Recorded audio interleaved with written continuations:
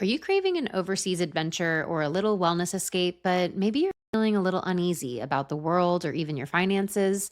Don't miss the surprising travel trends to help you get the vacation you want without sacrificing your PTO to far flung destinations. Welcome to Transform with Travel, a show helping busy professionals plan more bucket list trips that reignite adventure and go beneath the surface without the overwhelm of planning, the endless midnight scroll, and the crowded tourist traps. Buckle up because we are about to take off. In today's episode, you'll learn how to create the perfect R&R wellness escape no matter where you're traveling, how to confidently choose your domestic destinations in the US that gives you a sense of awe and wonder, minus those expensive and long international flight times, and why all travel is real travel, whether it's a one-night staycation or a week-long escape. This episode is a short excerpt from our number one top performing episode of last year with one of the leading travel professionals in the world, Henley Vazquez. She is the CEO of FORA, the Modern Travel Agency, which is actually the agency that I work with as a travel advisor. Be sure to check out the links in the show notes to learn more about FORA. And actually, this full episode can be found in the show notes as well. It's a really great deep dive into the trends of the travel industry, and I'm really excited for you to listen to this month's minisode. All right, let's dive in. We talked a little bit about how the travel industry, specifically for like agents and all of that, and for the clients, have changed. But we've been seeing a lot, and this is something that I'm selfishly really interested in because this is what my business is in wellness travel.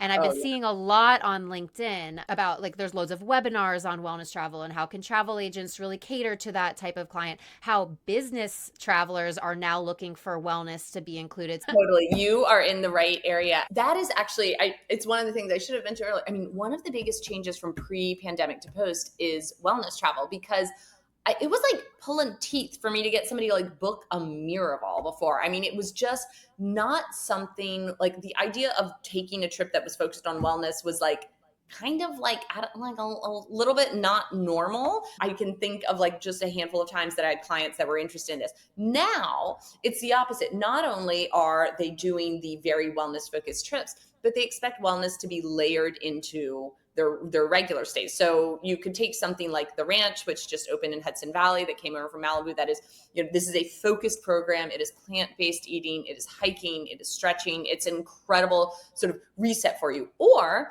you can go to Mexico and stay at an Auberge resort, but they have a partnership with The Well, which is a great wellness, a sort of spa and wellness center here in New York. So you can also be there having your margaritas, but then go and do something that's really good for yourself. So I think travelers these days, and like you said, even business travelers, wellness is so much a part of our DNA. Like, how do we actually take care of ourselves on a day-to-day basis that especially when it comes to vacation, we actually want to come back like a slightly better version of who we were, not come back and need a vacation from the vacation. Yeah, exactly. That's something that we've seen a lot with our travelers. And like you said, going to like a wellness specific hotel where there's a program, or even going to a hotel where there's a partnership with a spa or something like that. But even I'm finding people are, I want to go to Greece and I want to make sure that I can, is there a local yoga studio? Can I go for a hike? Like people want it baked in, like you said, like it's a part of it becoming a rejuvenating experience rather than a depleting experience, which is where a travel advisor can really come in handy because you're not handling all those details. We've seen so many people come to us in the last few years because our main pillar is travel, but there's always the daily focus of Yeah. yoga, meditation, healthy food. We'll have hikes. It's the cultural immersion, like, but really the travel is the main point of having those connections with people can be part Mhm. of your healing or part of your health and all that. But yeah, it's been quite a journey of when we first started. I started running these groups 7 years ago, and people were like, "Oh, retreats are like kind of fringe, you know." Yes. Yes. Like, oh, those are for the yoga people. And now people are starting to really understand, like, oh, this is just for anyone who wants to travel and just take it to that next level and really feel good about themselves and have fun, but also feel good, you know? Totally.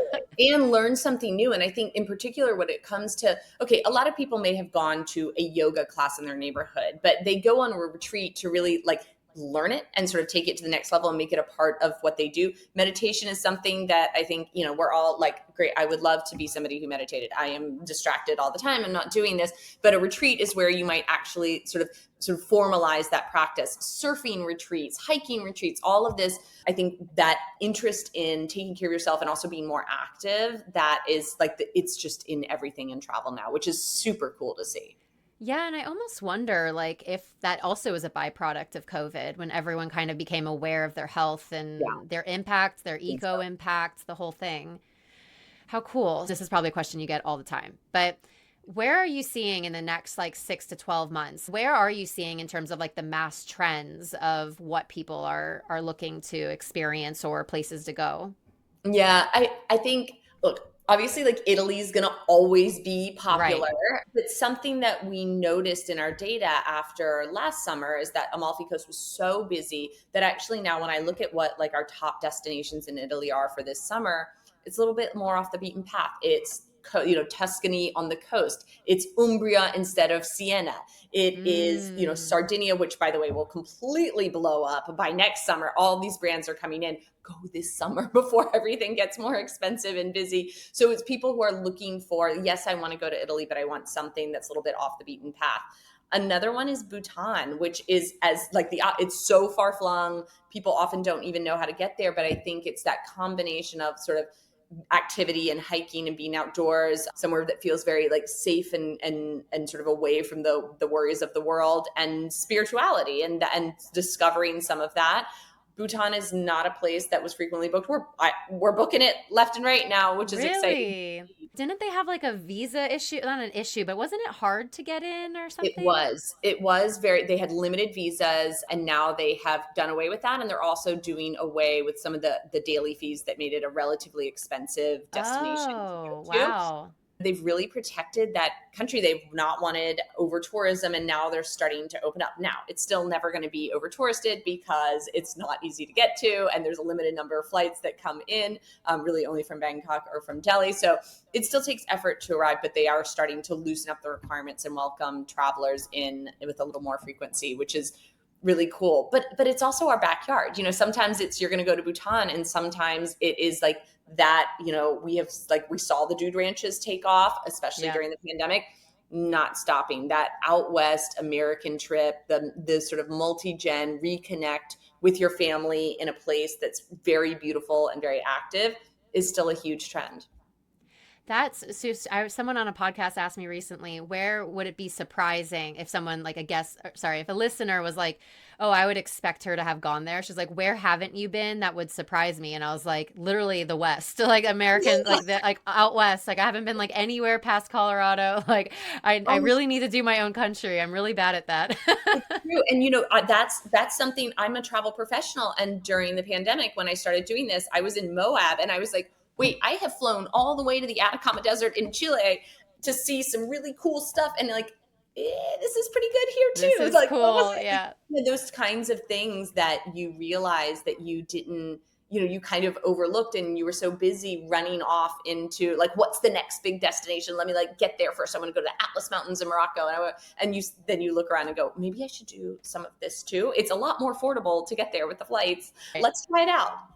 Yeah, and I think it's kind of a little bit of a maturity as a traveler. You go from your like backpacking days Mhm. when, everything about your home country is wrong and everywhere else is Yeah, amazing. And then you yeah, kind of settle into this, like, I dare I say, maturity as a traveler, where it's not so much about ticking off all the things. It's more about the like depth and the connection and yeah. the peace and the serenity that you feel because we're seeking that because our lives are so chaotic as you get older. So that's really interesting. I'll definitely have to add that to my list. Is make sure I Gotta do really it. like. I was even like, I want to go do like a classic New Hampshire 4th of July, like just something Yeah, so simple. Like what, like, yeah. it's so many beautiful places.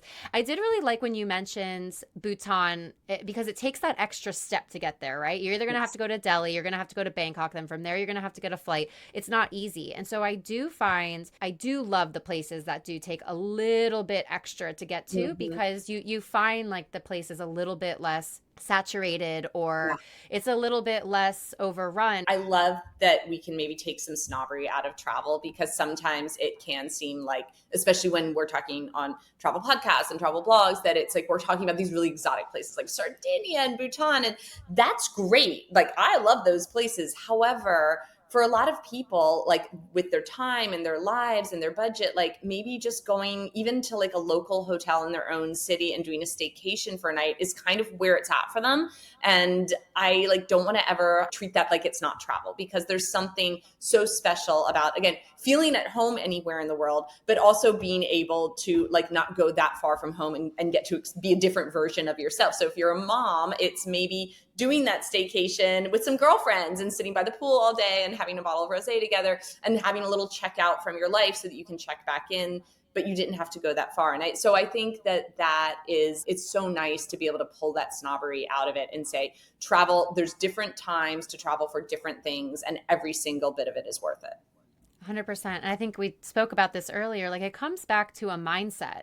You don't have to go to Thailand to get the same benefit of being in awe and wonder, of having a connection with a stranger, of having that sense of community with your girlfriends. Like, you don't have to go across the world. You can just go to the next city, or even just a hotel in your hometown, like just like you said. So I think it really comes back to like that, just being in a traveler mindset all the time, and like being open to new things. Like, that can happen anywhere. And especially being, sensitive to, yeah, like you said, different budgets, different time constraints, different PTO levels, like all the things. So yeah, I think that's a super, super powerful note there. And I'd love to just kind of wrap that up right there, because I think that was perfect. That's a wrap on today's episode. If you're feeling on fire and lit up to start planning the bucket list adventure you're craving, let's work together. I'm here to manage all of the hassle of planning, hand select your options specifically for you, and give you the inside scoop that no AI itinerary can give you. Click the link in the show notes to look through our pricing and packages. You're one click away from the adventure of a lifetime. This is your reminder to keep on exploring.